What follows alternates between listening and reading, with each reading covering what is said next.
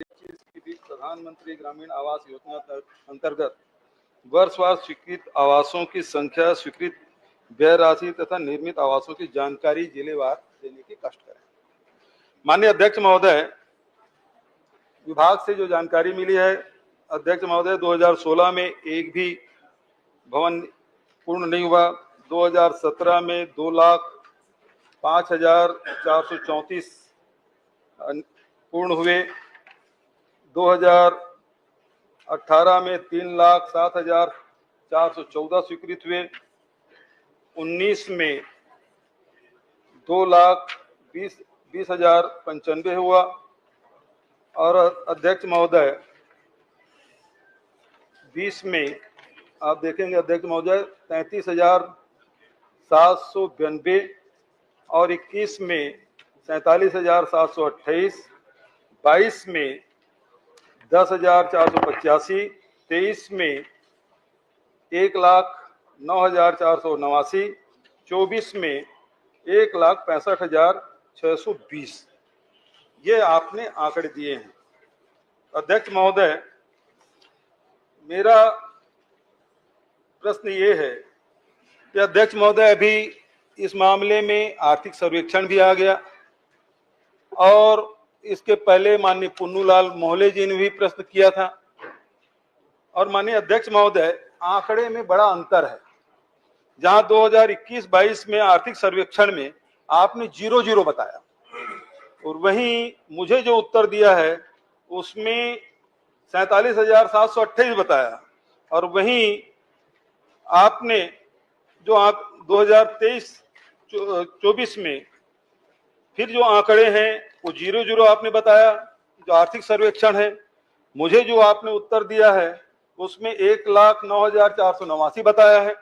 और 2024-25 में आर्थिक सर्वेक्षण में जो पूर्ण आवास है केवल 6 बताया है। माननीय पुन्नूलाल मोहले जी जो उत्तर आपने दिया है उसमें 13,000 भैया 28 तारीख को जो उत्तर आया 13,170 और मुझे जो उत्तर आपने दिया है 1,65,620। ये कौन सा आंकड़े सही है अध्यक्ष महोदय? माननीय अध्यक्ष महोदय, ये तो बड़ा महत्व का प्रश्न है और आंकड़ों पर ज्यादा जानने की आवश्यक जरूर जाए, मैं मना नहीं कर रहा हूं और उस पर पूरा विषय भी है, परंतु इस बात पर तो इसमें चर्चा आप समय बढ़ाकर भी कर दें तो बहुत अच्छा हो जाएगा। माननीय सदस्य महोदय, पूर्व मुख्यमंत्री जी का जो कहना है, इन्होंने प्रश्न किया था कि वर्ष 2016 से वर्ष 2025 तो जनवरी से दिसंबर उसको कैलकुलेट किया गया फिर पूरा। माननीय अध्यक्ष महोदय, वो वित्तीय वर्ष के आधार पर वेबसाइट में उपलब्ध था, प्रोग्राम सारे थे, लेकिन उसको महीनों में बांटकर, जिलों में बांटकर उस वर्ष के आधार पर जैसा प्रश्न हुआ था उस प्रश्न के आधार पर इसको बनाया गया। माननीय अध्यक्ष महोदय, इसलिए उनको आंकड़ों में ये लग रहा होगा कि वहां आंकड़े कैसे हैं और यहाँ आंकड़े कैसे हैं। ये वर्ष के आधार पर है, वो वित्तीय वर्ष के आधार पर है और वर्ष के आधार पर जो आंकड़े हैं ये बिल्कुल स्थापित आंकड़े हैं और समझने के लायक है कि इसमें कथा भी बहुत बड़ी है। माननीय अध्यक्ष महोदय, वो कथा ऐसी है कि संपूर्ण छत्तीसगढ़ के गरीब जिनके आवास रुके हुए थे वो प्रतीक्षा कर रहे थे। माननीय विष्णुदेव साय जी की सरकार बनने के बाद जो आवास बने हैं वो भी हम लोग ध्यान में है, मैं प्रतीक्षा करता हूँ। बहुत बढ़िया बात आपने कही माननीय अध्यक्ष महोदय। आपने कहा कि 18 लाख आवास बने नहीं, पिछली सरकार ने कोई निर्माण नहीं किया। मैं भी आंकड़े पढ़ा अध्यक्ष महोदय, 2017 में कितना हो, 16 में कितना हो, 18, 19, 20, 21, 22, 23 तक पढ़ा। ये सारे आंकड़े मैंने पढ़े, आपके उत्तर दिए हैं, आप ही को उत्तर है और सारे आंकड़े चीख के कह रहे हैं पिछले सरकार में भी काम हुआ जिसको आप नकार रहे हो। मेरा प्रश्न तो ये है कि आखिर टोटल में आप जो लक्ष्य आप कर रहे हैं, आपने जो लक्ष्य बताया है वो है अध्यक्ष महोदय, अभी लक्ष्य है आपका 23,26,000 और स्वीकृत आवास 18 लाख और निर्मित आवास है 11,58,919। ये मुझे उत्तर में आपने बताया। अब सवाल ये उठता है कि 11 लाख निर्मित हो गए, उसके अलावा आप 18 लाख और देंगे कि इसमें से 18 लाख 11 लाख हो गया, उसमें 7 लाख देंगे? ये कृपा करके बताएं। माननीय अध्यक्ष महोदय, ये एक आंकड़ा है जो ये बता रहा है कि अभी जब नरेंद्र मोदी जी की केंद्र में सरकार बनी और 32,50,000 प्रधानमंत्री आवास स्वीकृत किए गए 17 राज्यों को, और उन 17 राज्यों में 2011 की जो PWL है, परमानेंट वेटिंग लिस्ट है, 16 राज्यों को नहीं देना पड़ा। मैं जो माननीय सदस्य कह रहे हैं, मैं उसी विषय पर कह रहा हूं माननीय अध्यक्ष महोदय, कि हमने काम किया, वो ये बता रहे हैं, तो इसमें स्पष्टता होनी चाहिए कि काम कितना किया और कितने की आवश्यकता थी। मैं ये आपसे कह रहा हूं कि 17 राज्यों को जो सूची दी गई, उसमें से 16 राज्यों को 2011 की सर्वे सूची परमानेंट वेटिंग लिस्ट के आधार पर आवास आवंटन की आवश्यकता नहीं पड़ी माननीय अध्यक्ष महोदय, परंतु छत्तीसगढ़ को 6,99,331 आवास दिए गए।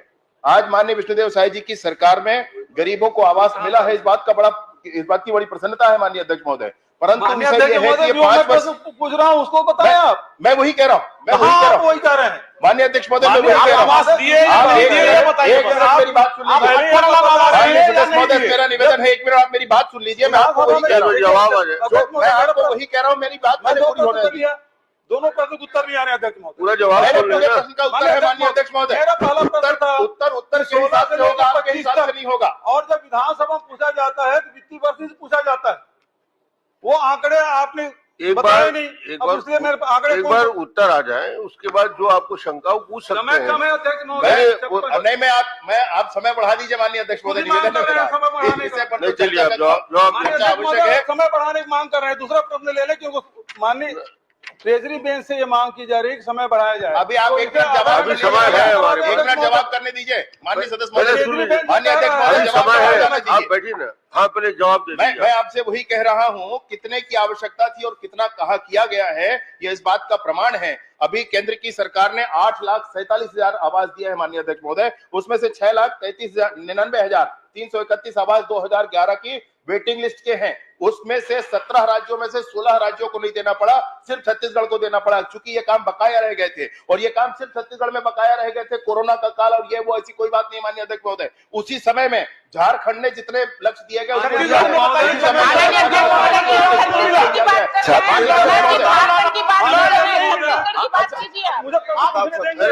जवाब आने नहीं, जवाब क्या दे रहे हैं आप? प्रवचन कर रहे हैं। नहीं, प्रवचन पूरा डिटेल वही बात आपको माननीय सदस्य जो प्रश्न किए हैं माननीय अध्यक्ष महोदय, मैं वही कह रहा हूँ, खुद बोल रहे थे समय बढ़ाया जाए। माननीय अध्यक्ष महोदय, सवाल ये उठता है, अब मैं इस बात को छोड़ता हूँ। आखिरी प्रश्न कर लीजिए। तीसरा प्रश्न ये है कि आवास योजना में कितना है, आवास प्लस में कितना है, आवास प्लस प्लस में कितना है, ये बता दें 2011 के सर्वेक्षण में। पहले दो प्रश्न का उत्तर तो आपने दिया नहीं। पहला प्रश्न का उत्तर बिल्कुल दिया हूं भाई, और अगर आपको कोई विषय हो तो मैं बता दूं आपको।